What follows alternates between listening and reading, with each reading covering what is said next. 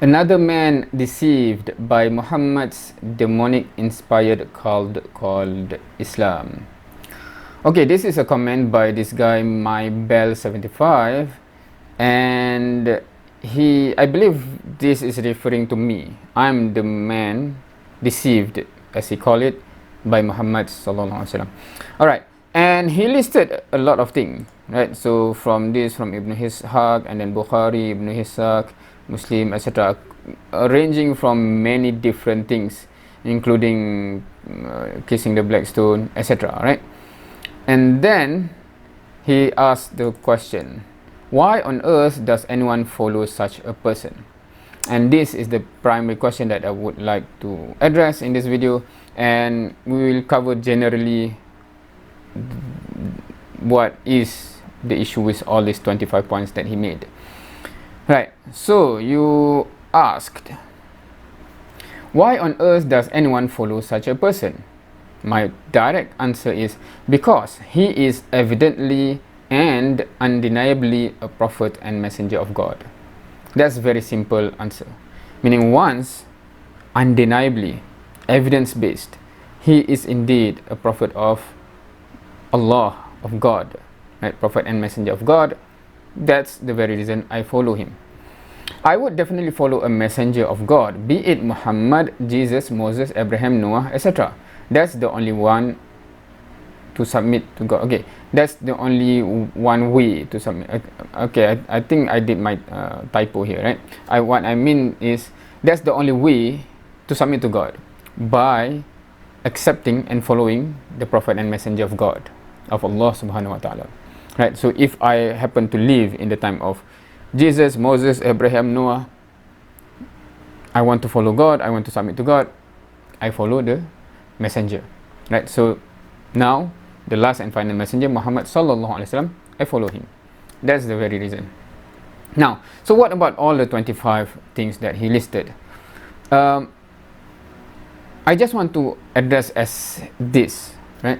Because for some Christians, this is from my experience from the past, when they list a lot of things, I'm not sure whether they intentionally or subconsciously, go into the fallacy of loaded question, I think, right? The bombard with everything, and because you are overwhelmed, even though you can address every single one, but because it's so you, and that become a fallacy that you think you are in the right, and I have several experience that teach me that never mind with this kind of people.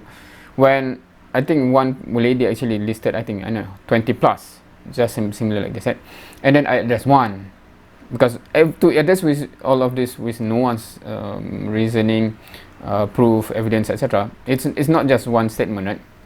So I go to hadith, etc., to show what you accuse, and number one, false. Number two, number three, number four, right? Number five. I think I did until number five.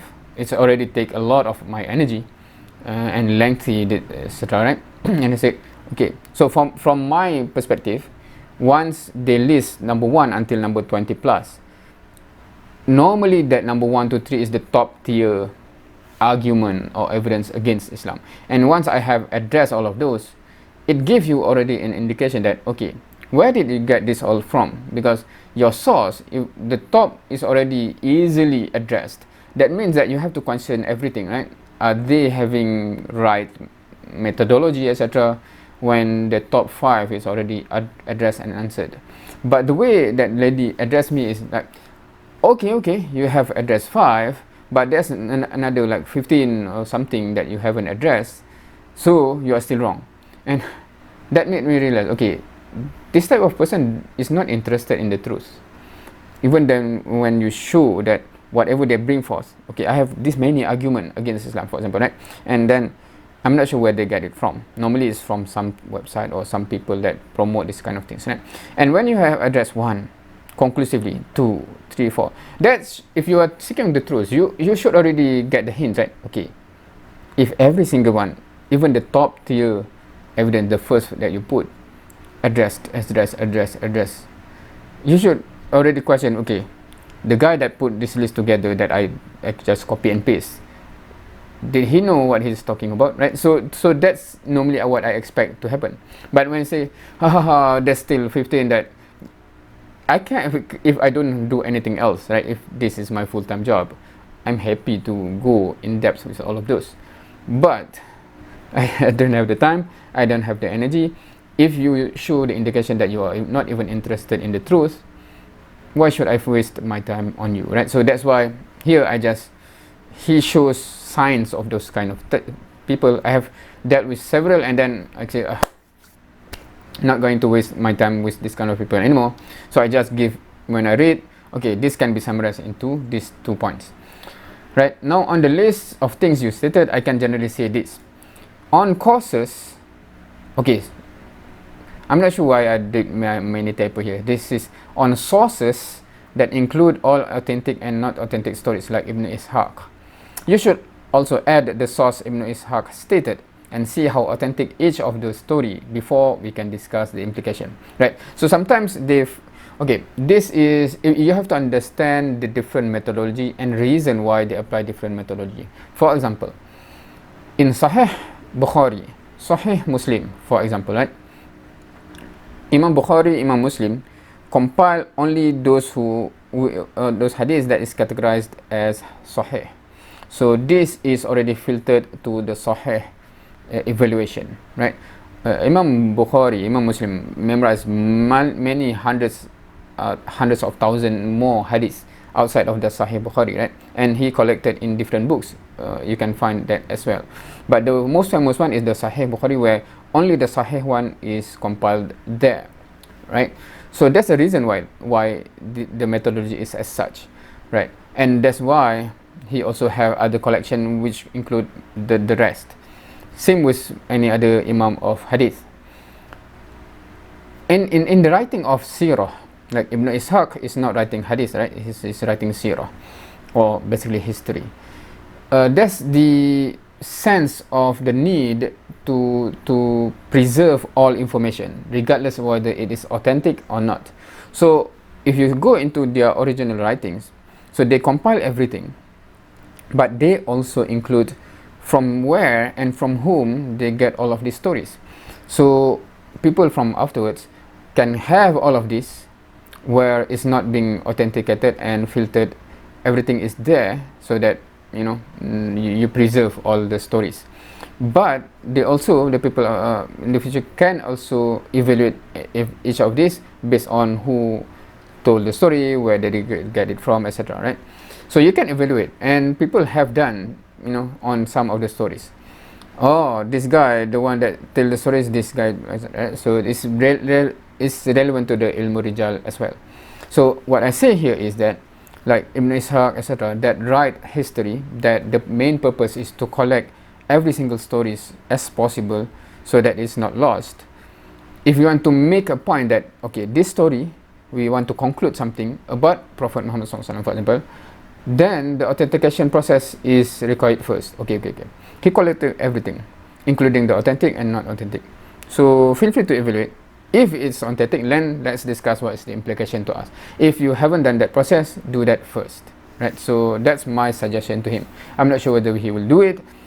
I didn't think so, but that's the thing, right? If you just say, Ishaq says this, well, what's the level of the authenticity of that story, right? Just because Ibn Ishaq collected that, it's just like, okay, there's another comment I'll try to find after this. There's a Christian that talk in my comment section, where one Christian bring forth a hadith, a so-called hadith, but he actually cited the hadith mawdu', etc., right? Meaning he collected that hadith from a collection of fabricated hadith mawdu', right? Meaning that there are imam, out of the feeling of necessity that the fabricated hadith, fabricated meaning is false, Prophet Muhammad SAW never said that, but someone fabricate and claim it is to be hadith of Prophet Muhammad SAW. Hence, it's fabricated hadith in that category, right? There are imam that collect those kind of hadith that is totally fabricated, not authentic and not from Muhammad SAW, and they collected it so that we are aware of, these all are false and fabricated. But that Christian cited that and says and laugh about Muslim. Say there's your Prophet says this, but he good for him that he cited this is from hadith mawdu', meaning collection of fabricated hadith. And then another Christian come and see the Muslim, right? It is interesting and amazing to see this kind of people, right? They are not even aware of what they are laughing at, meaning that they go into a collection of fabricated hadith because maybe they do not understand Arab, right? So mawdu' they do not understand fabricated. So they say, this is hadith, and then they be forced as if, you know, we accept that as hadith when it's clearly from a book that collect fabricated hadith. And then some others people laugh. So that's the kind of people that I'm not sure whether it's worth my time to educate this kind of people, but we never know. Anyway, second, because from the 25 list that he point that he made in his list, there are still some from Bukhari, Muslim, and verses of the Quran. So on verses of Quran or authentic hadith you cited, there's no issue with the verse or hadith, but the issue seems to be either the moral judgment that you applied on what was stated, or the misconception that you have on those verse or hadith, right? So meaning that, for example, he cited about the marriage of Aisha. I don't have any problem with that hadith. I have issue with how you impose your moral judgment on the hadith. So it's not the hadith that's problematic, it's how you perceive it and the moral implication that you have, right? There's not none issue there. So I'm willing to discuss on those, right? Just like the previous video about slavery, about child marriage, I'm okay to discuss as long as the other person are sincere enough to discuss, right? And that's about a moral judgment as well as misconception. So there are hadiths or verses that when you read, you assume it says something when that is a mistaken understanding. So that's on you, not on the verse or the hadith. So hope that helps with the question you have. So he haven't commented back, and I didn't include one because normally sometimes if I assume the person is sincere, I just say, okay, among these 25, state 2 of the most convincing points that you think that, you know, make your point of why should we follow Muhammad SAW, right? What is the 2 out of those that is most convincing? Why I would like to ask that, because if the top 2 that is most convincing to him can be addressed, then we can move on from your preconceived notion of Prophet Muhammad SAW, because the most convincing points that you think can be addressed, right? So, but for this guy, I'm not sure, I'm not judging, but he commented a lot in my comment section, and I haven't seen any comment that indicate any sincerity yet.